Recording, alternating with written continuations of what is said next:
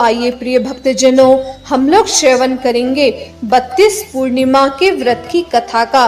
तो आइए बड़े प्रेम और भाव से इस कथा का श्रवण करते हैं। आप लोग इस कथा के श्रवण से पहले अपने हाथ में अक्षत ले लें या फिर फूल ले लें और कथा पूर्ण होने पर ये फूल या फिर आपने जो अक्षत लिए हैं इन्हें भगवान शिव और माता गौरी के चरणों में अर्पित करें। तो आइए बड़े प्रेम और भाव से इस कथा का श्रवण करते हैं। पूर्णिमा के व्रत की कथा और उसके पूजन की सामग्री और पूजा किस प्रकार करें उसके बारे में जानते हैं। अब आइए आपको बताते हैं पूजन की सामग्री क्या क्या रहेगी। दूध, दही, घी, शक्कर, गंगाजल, रोली, मोली, तांबुल, पुंगीफल, धूप, फूल और यज्ञोपवीत, श्वेत वस्त्र, लाल वस्त्र, आंख, बिल्वपत्र, फूलमाला, धतूरा, बांस की टोकरी, आम के पत्ते, चावल, तिल, जौ, नारियल, पानी वाला और दीपक, ऋतुफल, अक्षत, नवेद और कलश, पंचारंग, चंदन, आटा, रेत, समिधा, कुश, आचार्य के लिए वस्त्र, शिव पार्वती की स्वर्ण मूर्ति अथवा पार्थिव प्रतिमा, दूब, आसन आदि। अब आपको बताएंगे पूजा की विधि। पूजन करने वाला व्यक्ति प्रातःकाल स्नान आदि से निवृत्त होकर किसी पवित्र स्थान पर आटे से चौक पूरकर केले का मंडप बनाकर शिव पार्वती की प्रतिमा बनाकर स्थापित करे। तत्पश्चात नवीन वस्त्र धारण कर आसन पर पूरा मुख करके बैठे और देश कालीन आदि के उच्चारण के साथ हाथ में जल लेकर संकल्प करे। उसके बाद गणेश जी का आवाहन कर पूजा करे। अनंतर वरुण आदि देवों का आवाहन करके कलश पूजन करे, चंदन आदि समर्पित करे, कलश मुद्रा दिखाए, घंटा बजाए, गंध, अक्षत आदि द्वारा घंटा एवं दीपक को नमस्कार करे। इसके बाद भगवान का नाम लेकर या फिर ओम नमः शिवाय के मंत्र का जप करते हुए सभी चीजों पर जल छिड़के, सभी सामग्रियों पर जल छिड़के और अपने ऊपर भी जल छिड़के। इसके बाद इंद्र आदि अष्टलोकपालों का आवाहन करे एवं पूजन करे। निम्नलिखित मंत्र ओम नमः शिवाय का जप करते हुए भगवान को पंचामृत से स्नान कराए और उनका पूजन करे। चंदन, अक्षत, पुष्प, धूप, दीप दिखाए, फिर नैवेद्य चढ़ाकर आचमन कराए। अंतर हाथों के लिए उपटन समर्पित करे, फिर सुपारी अर्पण करे, दक्षिणा भेंट करे और नमस्कार करे। इसके बाद उत्तर की ओर निर्माल्य का विसर्जन करके महाअभिषेक करे। अनंतर समुद्र वस्त्र समर्पित करे, यज्ञोपवीत धारण कराए, चंदन, अक्षत और 7 तरह के धान समर्पित करे। फिर हल्दी, कुमकुम, मांगलिक सिंदूर आदि अर्पण करे, ताड़ पत्र, कंठ की माला आदि समर्पित करे और सुगंधित पुष्प चढ़ाए तथा धूप दे, दीप दिखाए, नैवेद्य समर्पित करे और फिर हाथ मुंह धुलाने के लिए जल छिड़के, चंदन अर्पित करे, नारियल तथा ऋतु फल चढ़ाए, तांबुल, सुपारी और दक्षिणा द्रव्य चढ़ाए, कपूर की आरती करे और पुष्पांजलि दे। सब प्रकार से पूजन करके कथा का श्रवण करे। आइए प्रिय भक्तजनों, अब हम आपको सुनाएंगे पूर्णिमा व्रत की कथा। आइए श्रवण करते हैं। बड़े प्रेम और भाव से श्रवण कीजिएगा और हाथ में फूल ले लें या फिर अक्षत ले लें और कथा संपूर्ण होने पर भगवान के चरणों में इसको अर्पित करें। द्वापर युग में एक समय की बात है कि यशोदा जी ने कृष्ण से कहा कि हे कृष्ण, तुम सारे संसार के उत्पन्न करता, पोषक तथा उनके संहार करता हो।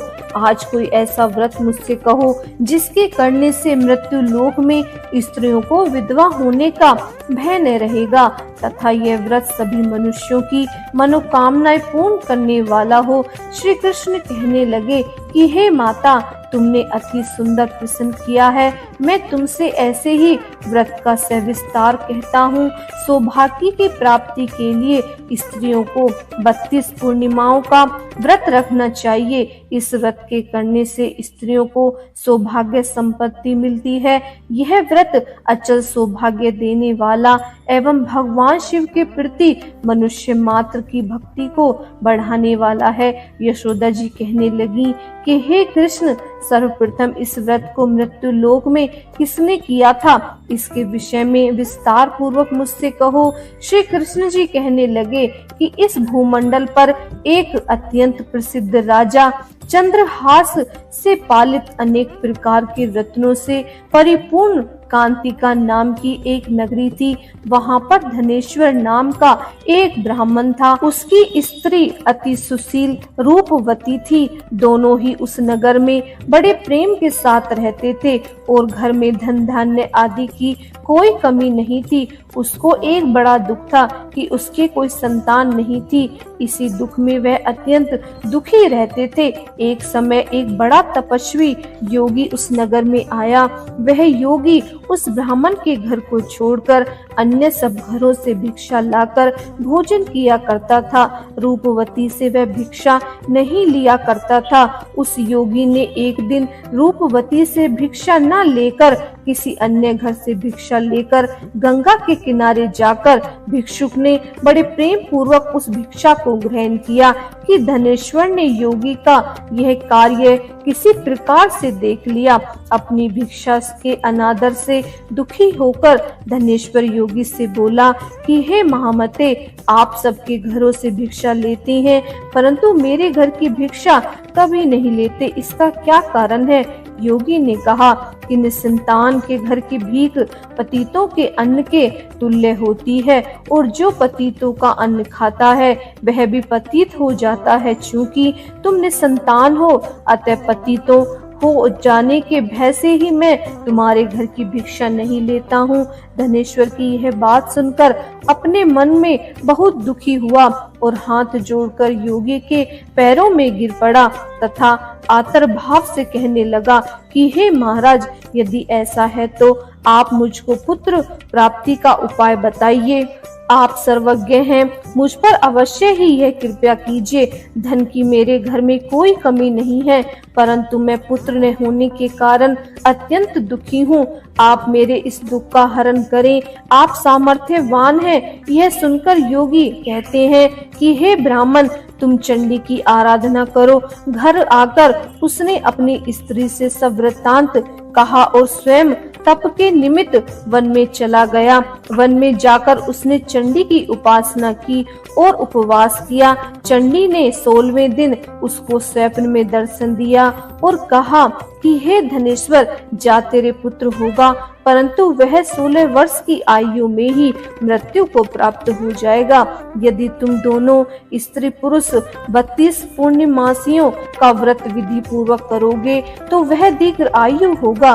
जितनी तुम्हारी सामर्थ्य हो आटे के दिए बनाकर शिव की पूजा करना, परंतु पूर्णमासी को 32 हो जानी चाहिए। प्रातः काल होने पर इस स्थान के समीप ही तुम्हें एक आम का वृक्ष दिखाई देगा। उस पर तुम चढ़कर एक फल तोड़कर शीघ्र अपने घर ले जाना। अपनी स्त्री से सब वृत्तांत कहना। ऋतु स्नान के पश्चात वह स्वच्छ होकर श्री शंकर जी का ध्यान करके उस फल को खा लेगी। तब भगवान शंकर की कृपा से उसको गर्भ ठहर जाएगा। जब वह ब्राह्मण प्रातःकाल उठा तो उसने उस स्थान के पास ही एक आम का वृक्ष देखा जिस पर एक अत्यंत सुंदर आम का फल लगा हुआ था। उस ब्राह्मण ने उस आम के वृक्ष पर चढ़कर उस फल को तोड़ने का प्रयत्न किया परंतु वृक्ष पर कई बार प्रयत्न करने पर भी वह न चढ़ पाया। तब तो उस ब्राह्मण को बहुत चिंता हुई और विघ्न विनाशक श्री गणेश जी की वंदना करने लगा। हे दयानिधे, अपने भक्तों के विघ्न का नाश करने वाले, उनके मंगल कार्य को करने वाले, दुष्टों का नाश करने वाले, रिद्धि सिद्धि के देने वाले, आप मुझ पर कृपा करके इतना बल दें कि मैं अपने मनोरथ को पूर्ण कर सकूं। इस प्रकार गणेश जी की प्रार्थना करने पर उनकी कृपा से धनेश्वर वृक्ष पर चढ़ गया और उसने एक अति सुंदर आम का फल देखा। उसने विचार किया कि जो वरदान से फल मिला है यह यह वही है और कोई फल तो दिखाई नहीं देता है। उस धनेश्वर ब्राह्मण ने जल्दी से उस फल को तोड़कर अपनी स्त्री को लाकर दिया और उसकी स्त्री ने अपने पति के कथा अनुसार उस फल को खा लिया और वह गर्भवती हो गई। देवी जी की असीम कृपा से उसे एक अत्यंत सुंदर पुत्र उत्पन्न हुआ, जिसका नाम उन्होंने देवी दास रखा। माता पिता के हर्ष और शोक के साथ वह बालक शुक्ल पक्ष के चंद्रमा की भांति अपने पिता के घर में बढ़ने लगा। भगवती की कृपा से वह बालक बहुत ही सुंदर, सुशील और विद्या पढ़ने में बहुत ही निपुण हो गया। दुर्गा जी की आज्ञा पाकर उसकी माता ने 32 पूर्णिमा का व्रत रखना प्रारंभ कर दिया, जिससे उसका पुत्र बड़ी आयु वाला हो गया। 16वां वर्ष लगते ही देवी दास के माता पिता को बड़ी चिंता हुई और उन्होंने कहा कि उनके पुत्र की इस वर्ष मृत्यु न हो जाए। इसीलिए उन्होंने अपने मन में विचार किया कि यदि यह दुर्घटना उनके सामने हो गई तो वे कैसे सहन कर सकेंगे। अपितु उन्होंने देवी दास के मामा को बुलाया और कहा कि हमारी इच्छा से कि देवी दास का 1 वर्ष तक काशी जी में ले जाकर विद्या अध्ययन करें और इसको अकेले भी नहीं छोड़ना चाहिए, इसलिए इसके साथ में तुम चले जाओ और 1 वर्ष के पश्चात इसको वापस लौटा कर ले आना। सब प्रबंध करके उसके माता पिता ने काशी जाने के लिए देवी दास को एक घोड़े पर बिठाकर उसके मामा को उसके साथ कर दिया, किंतु यह बात उसके मामा या किसी और से नहीं कही। धनेश्वर और उसकी पत्नी ने दोनों ने पुत्र की मंगल कामना तथा दीर्घ आयु के लिए भगवती दुर्गा की आराधना और पूर्णमासियों का व्रत करना आरंभ कर दिया। इस प्रकार बराबर 32 पूर्णिमा का व्रत पूरा किया। उस समय पश्चात एक दिन वह दोनों मामा और भांजे मार्ग के रात्रि बिताने के लिए किसी ग्राम में ठहरे हुए थे। उस दिन उस गांव में एक ब्राह्मण की अत्यंत सुंदरी, सुशील, विदुषी और गुणवती कन्या का विवाह होने वाला था। जिस धर्मशाला के अंदर वर और उसकी बारात ठहरी हुई थी, उसी धर्मशाला में देवी दास और उसके मामा भी ठहरे हुए थे। संयोगवश कन्या को तेल आदि चढ़ाकर मंडप आदि का कृत्य किया गया। लगन के समय वर को धनुर्वात हो गया। अस्तु वर के पिता ने अपने कुटुंबियों से परामर्श करके निश्चय किया कि यह देवी दास मेरे पुत्र जैसा ही सुंदर है, मैं इसके साथ ही लगन करा दूं और बाद में विवाह के अन्य कार्य मेरे लड़के के साथ हो जाएंगे। ऐसा सोचकर देवी दास के मामा से जाकर बोला कि तुम थोड़ी देर के लिए अपने भांजे को हमें दे दो, जिससे विवाह के लगन का सब कार्य सुचारू रूप से हो जाए। तब उसका मामा कहने लगा कि जो कुछ भी मधुपर्क आदि कन्यादान के समय वर को मिले वह सब हमें दे देना, तो मेरा भांजा इस बारात का दूल्हा बन जाएगा। यह बात वर के पिता ने स्वीकार कर लेने पर उसने अपना भांजा वर बनाने के लिए भेज दिया। उसके साथ विवाह के सब कार्य रात्रि में संपन्न हो गए। पत्नी के साथ वह भोजन न कर सका और अपने मन में सोचने लगा कि न जाने यह कैसी स्त्री होगी। वह एकांत में इसी सोच में गर्म सांस छोड़ने लगा तथा उसकी आंखों में से आंसू आ गए। तब वधू ने पूछा कि क्या बात है, आप इतने उदासीन व दुखी क्यों हो रहे हैं। तब उसने सब बातें जो वर के पिता व उसके मामा में हुई थी उसको बता दी। तब कन्या कहने लगी कि यह ब्रह्म विवाह के विपरीत कैसे हो सकता है। देव, ब्राह्मण और अग्नि के सामने मैंने आपको ही अपना पति बनाया है, इसीलिए आप ही मेरे पति हैं। मैं आपकी ही पत्नी रहूंगी, किसी अन्य की कदापि नहीं होंगी। तब देवी दास ने कहा, ऐसा मत करिए, क्योंकि मेरी आयु बहुत थोड़ी है, मेरे पश्चात आपकी क्या गति होगी। इन बातों को अच्छी तरह विचार कर लो। परंतु वह दृढ़ विचार वाली थी, बोली कि जो आपकी गति होगी वही मेरी गति होगी। हे स्वामी, आप उठिए और भोजन करिए, आप निश्चय ही भूखे होंगे।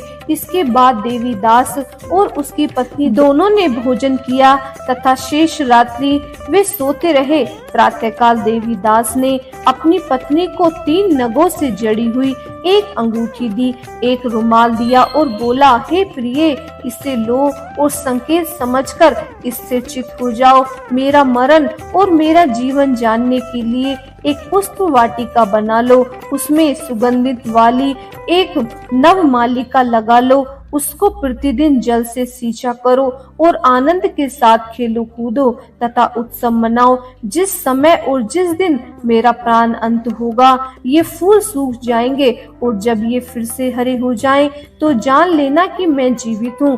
यह बात निश्चय करके समझ लेना, इसमें कोई संशय नहीं है। यह समझाकर वह चला गया। प्रातःकाल होते ही वहां पर गाजे बाजे के साथ जिस समय विवाह के कार्य समाप्त करने के लिए वर तथा सब बाराती मंडप में आए, तो कन्या ने वर को भली प्रकार से देखकर अपने पिता से कहा कि यह मेरा पति नहीं है, मेरा पति वही है जिसके साथ रात्रि में मेरा पानी ग्रहण हुआ था, इसके साथ मेरा विवाह नहीं हुआ है। यदि यह वही है तो बताइए कि मैंने इसको क्या दिया। मधुपर्क और कन्यादान के समय जो मैंने भूषण आदि दिए थे उन्हें दिखाए, तथा रात में मैंने क्या गुप्त बातें कही थी वह सब सुनाए। पिता ने उसके कथा अनुसार वर को बुलाया। कन्या की यह सब बातें सुनकर वह कहने लगा कि मैं कुछ नहीं जानता। इसके पश्चात लज्जित होकर वह अपना समूह लेकर वहां से चला गया और सारी बारात भी अपमानित होकर वहां से लौट गई। भगवान श्री कृष्ण बोले, हे माता, इस प्रकार देवीदास काशी विद्या अध्ययन के लिए चला गया। जब कुछ समय बीत गया तो काल से प्रेरित होकर एक सर्प रात्रि के समय उसको डसने के लिए वहां आया।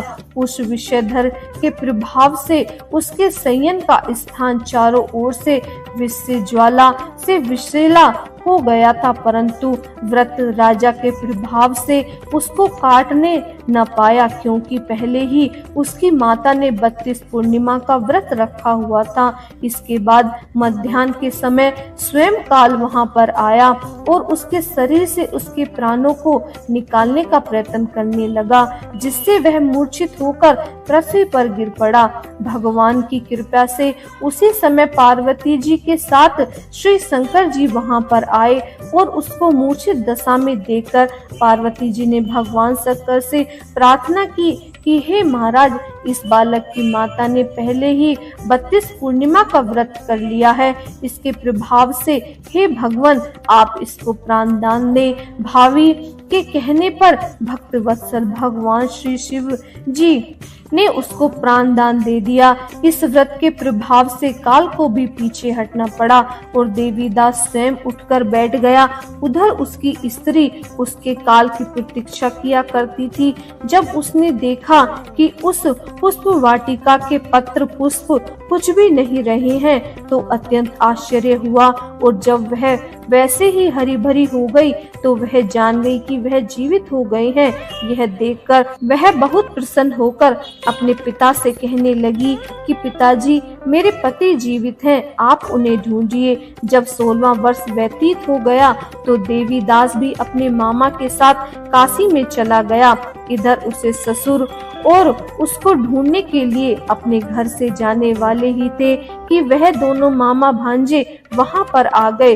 उसको आया देखकर उसका ससुर बड़ी प्रसन्नता के साथ अपने घर ले आया। उस समय नगर के निवासी भी वहां इकट्ठे हो गए और सबने निश्चय किया कि अवश्य ही इसी बालक ने के साथ इस कन्या का विवाह हुआ था। उस बालक के लिए जब कन्या ने देखा तो उसे पहचान लिया और कहा कि यह तो वही है जो संकेत करके गया था। उसके बाद सभी कहने लगे कि भला हुआ जो यह आ गया, और सब नगर वासियों ने आनंद मनाया। कुछ दिन बाद देवीदास अपनी पत्नी और मामा के साथ अपने ससुर के घर से बहुत सारा उपहार आदि लेकर अपने घर के लिए प्रस्थान किया। जब वह अपने गांव के निकट आ गया तो कई लोगों ने उसको देखकर उसके माता पिता को पहले ही जाकर खबर दे दी कि तुम्हारा पुत्र देवीदास अपनी पत्नी और मामा के साथ आ रहा है।